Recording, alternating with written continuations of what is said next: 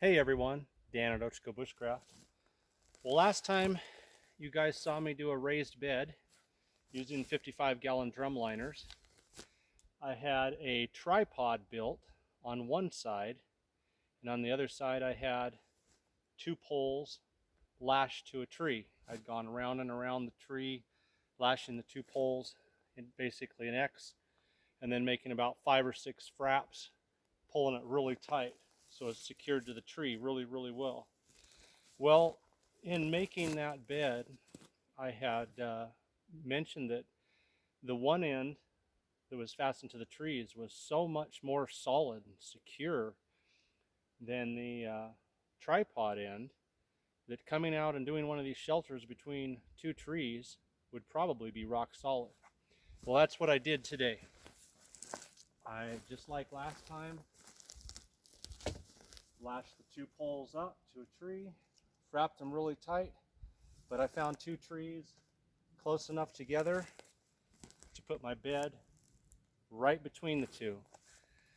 And as far as the drum liners that I'm using, they're the exact same ones as last time. All I did was throw them under the seat of my pickup, and then today I got them right back out and am using them again. So just like the first video, nothing's changed except for one end is lashed to a tree. Now what I did, having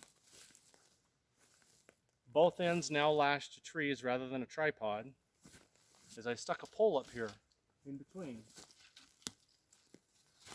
Found me a nice little pole laying on the ground, knocked off the limbs, and just stuck it right up here. What I'm going to do is I'm going to take my oilcloth tarp and I'm going to make myself a roof for this raised bed and try it out. Now it's nice, sunny, warm weather with 0 chance of rain, so I'm not going to make a cover to protect myself from the rain as I am as much to protect myself from the sun. I'm trying to stay out of the sun and make some shade. So got my 8x8 oilcloth tarp. You guys have seen me do quite a few shelters with this. Today it's going to become a roof.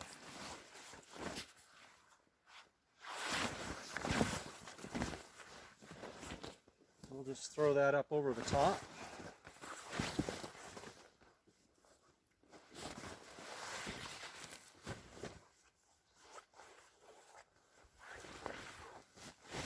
Like so.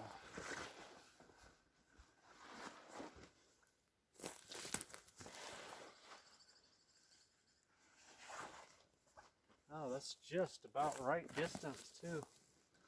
Tarp's 8 foot. These two trees must be about 8.5 feet.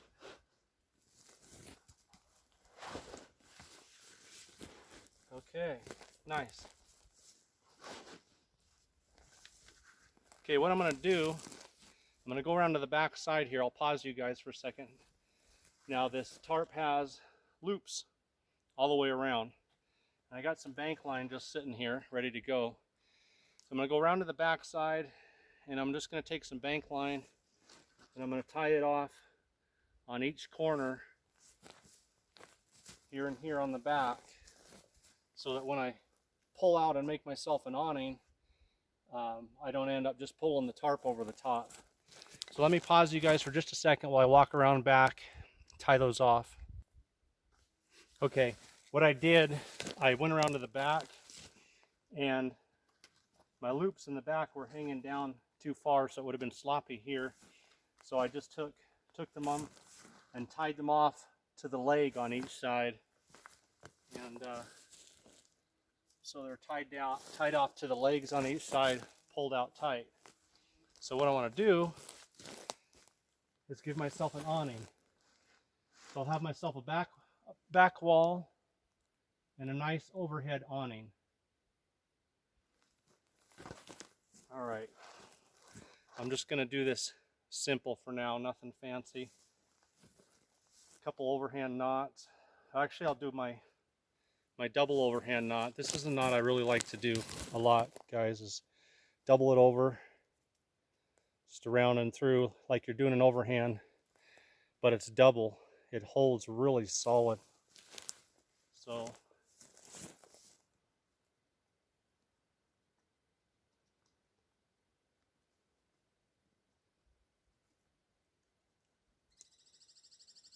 give me a double overhand knot here on my loop.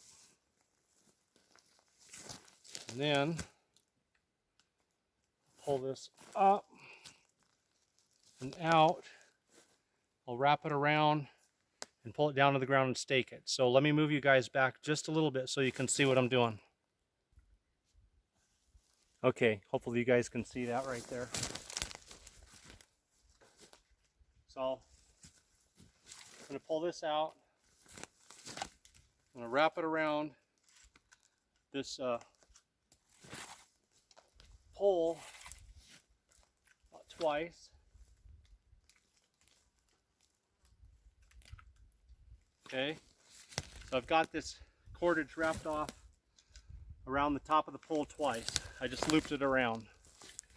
And I'm going to pull it down here.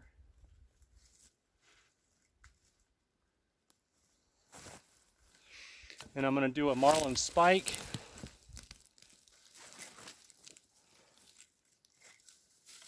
Over a tent stake. Hammer it down. So I'm a little bit low on the camera. But basically, it'll be just like so, with my tent stake pulled through and down.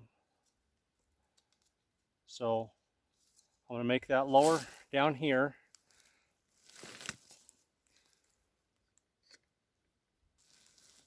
Guys, I went ahead and moved the camera down so you guys could see. So I've got the cordage pulled tight on that pole, and as you saw, my tarp tied off to the top. And I'm just going to make a marlin spike. Okay, got a loop, fold it up onto itself, pull the centerpiece through, put my stake in there. Oh, well, let's try it one more time.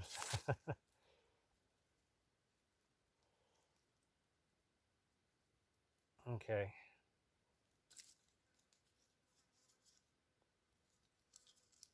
All right, got her this time. And stake that down.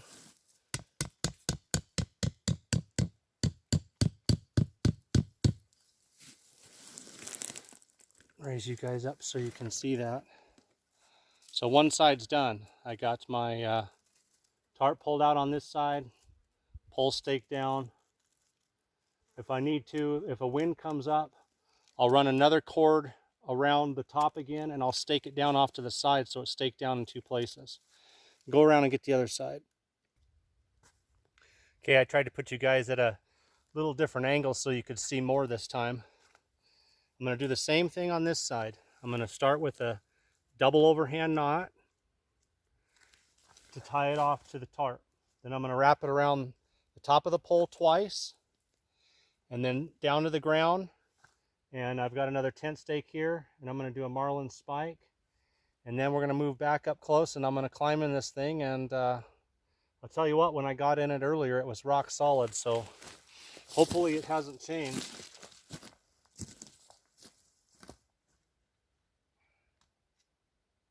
So tying the tarp off, double overhand knot.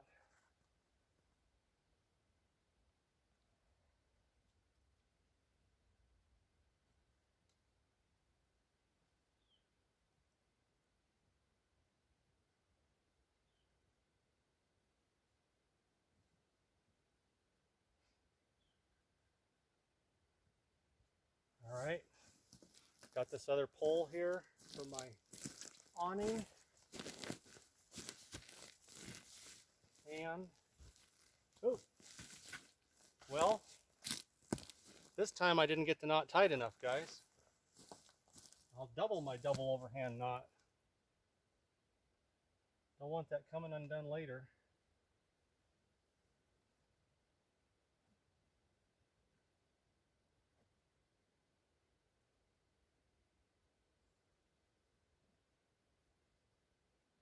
All right, I just doubled it over one extra time this time.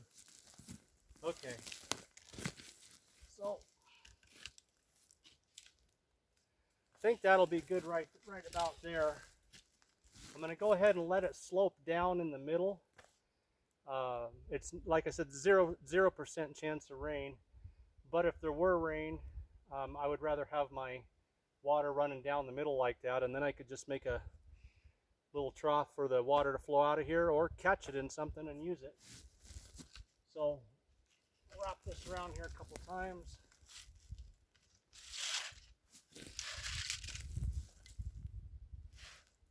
And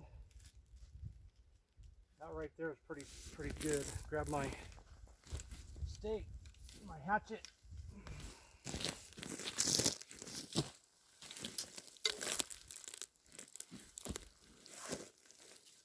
Okay, I'm gonna do the same thing as last time, guys. I'm gonna make that marlin spike around my tent stake. Well, I pulled it through again.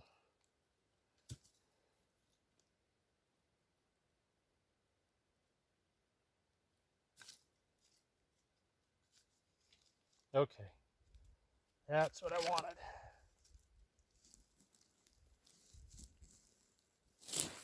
And bang this down nice and tight.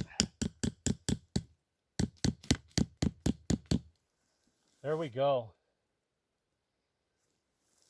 Yeah, I mean, it's not super solid, but like I said, if the wind starts blowing, I'll just take another line and I'll wrap it around, tie it off right here, and I'll pull this out and run it down and do the same on the opposite side. But for what we want to do, I think this will work. All right, let's give this a shot. Same 2 bags as last time. I do have the bed up higher, which means a longer fall if this doesn't hold. Alrighty, look at that. Got me my wool blanket out here to use for a pillow. Wow. And even if it does rain, it's summertime, so it would be a warm rain. I'm protected. This tarp's 8 foot long. My entire body is protected. I'm protected on this side. I'm protected overhead.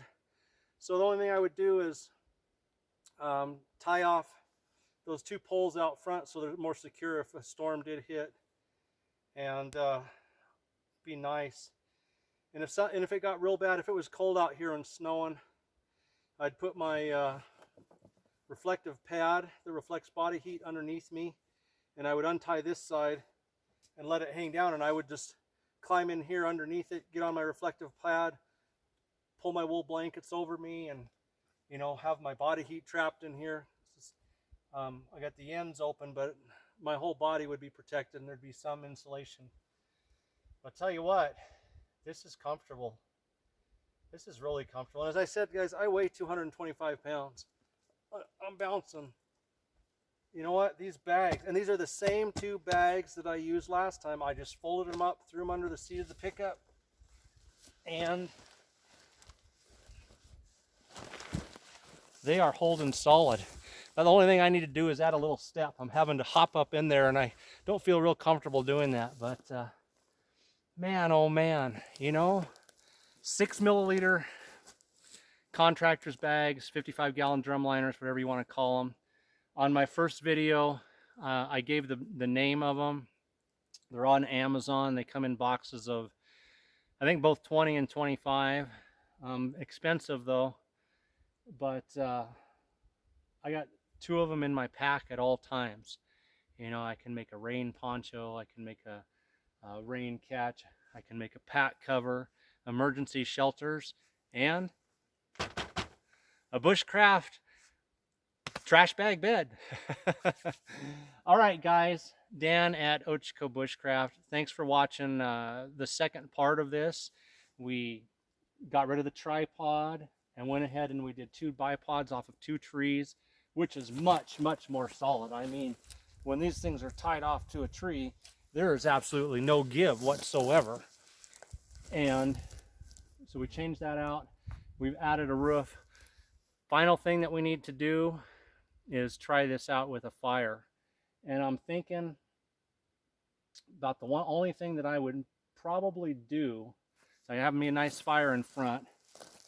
Make sure that my bigger wool blanket, this is my smaller one, but I would have my bigger wool blanket laid out in such a way as so that I had a little bit hanging off the sides. I've got a queen size wool blanket, so it can go underneath me and over top me of me both. And I'd set it up so that I got a little bit hanging down here, so that if a stray spark from my fire managed to come over here, it's not going to start melting out the plastic and something really bad happen in the middle of the night. It's just going to get my wool blanket, and I haven't ever had an issue with that. So there it is, guys. Part 2 of doing a shelter using the 55-gallon drumliners. And you know, I'm spending the day out here today.